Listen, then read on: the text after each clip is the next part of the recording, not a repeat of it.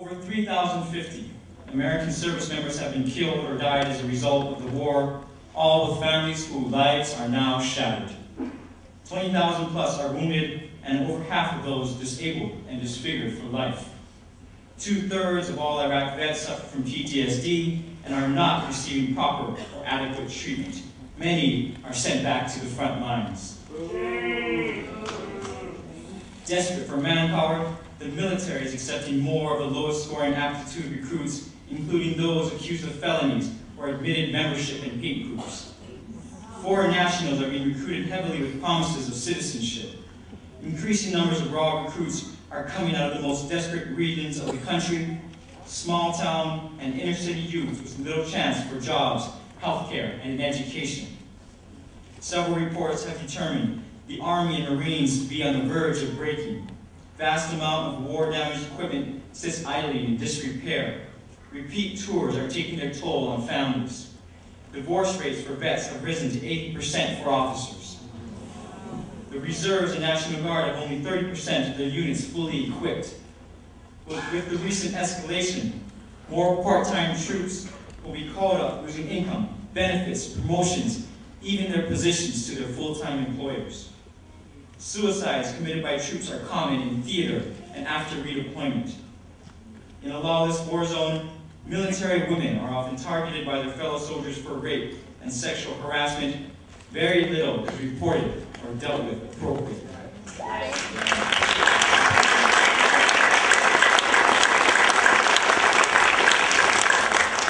Last but not least, official estimates state that 8,000 troops have gone AWOL since the war began.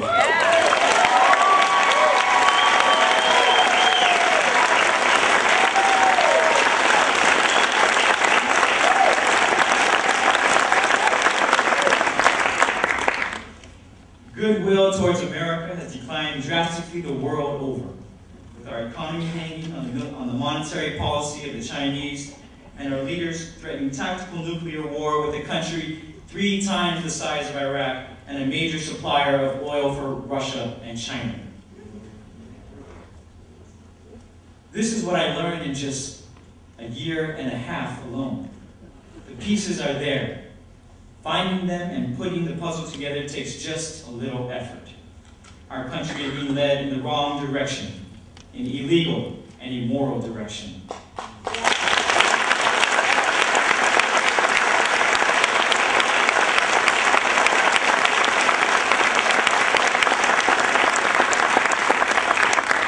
But to know our country was sent to war and devastated in another civilization over falsehoods is something I will never stand for.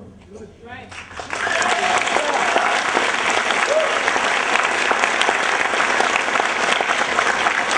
There are some things that we just cannot do.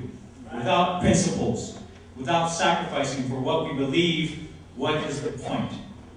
Send me to prison, torture me, or kill me. I will never enable or condone the waging of war on another country over lies.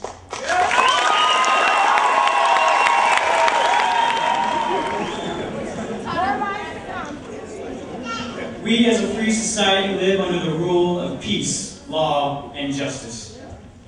We should never stand for this. It is our duty as children of God. It is our duty as human beings. No longer can we sit on the fence. No longer can we remain ignorant. If we ignore this responsibility, then we are equally culpable in these crimes regardless if we are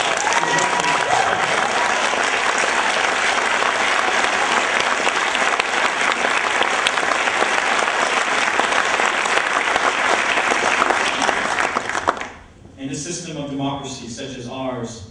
The crimes of the government are the crimes of the people. It becomes our inherent responsibility to do whatever it takes to impede these crimes and prevent their repeated commissions.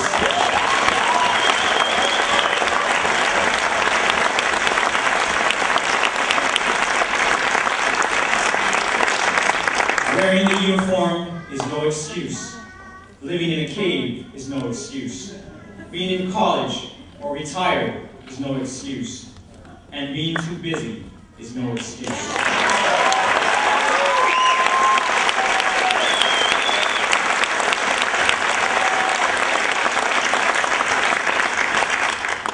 Seemingly, we are unaffected by the events that swirl around us. But someday these events will personally affect all of us, and tragically they may come crashing down all at once. Because we have not held those who illegally started the Iraq War accountable for their crimes, evidence is clear they will start the same kind of war in Iran using the same pattern of lies and fear.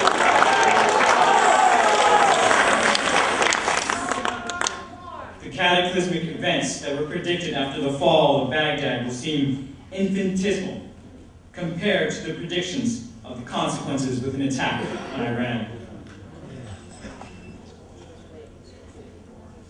If we truly believe in democracy, we must listen to what ordinary Iraqis want. Every reputable poll shows over 80% of Iraqis, 90% if you exclude Kurds, want the U.S. military out of the country in 6 months.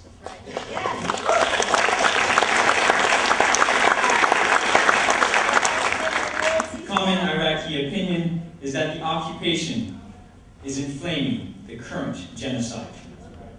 It is immoral in every sense of the word, not to mention arrogant, to think we, the benevolent superpower, knows what's best for people halfway around the world.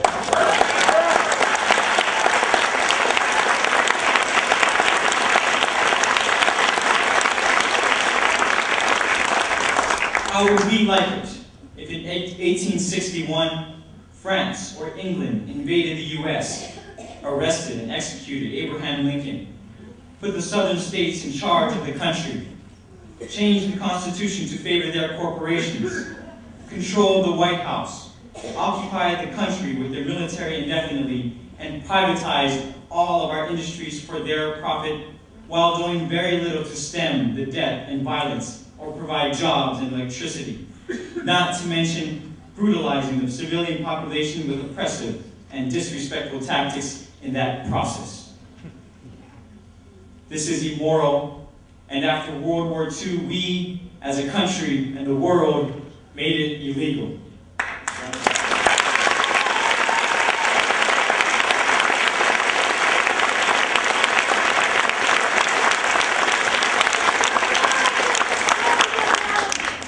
My fellow Americans, I thank you for coming here today. As I said, you have taken the first step.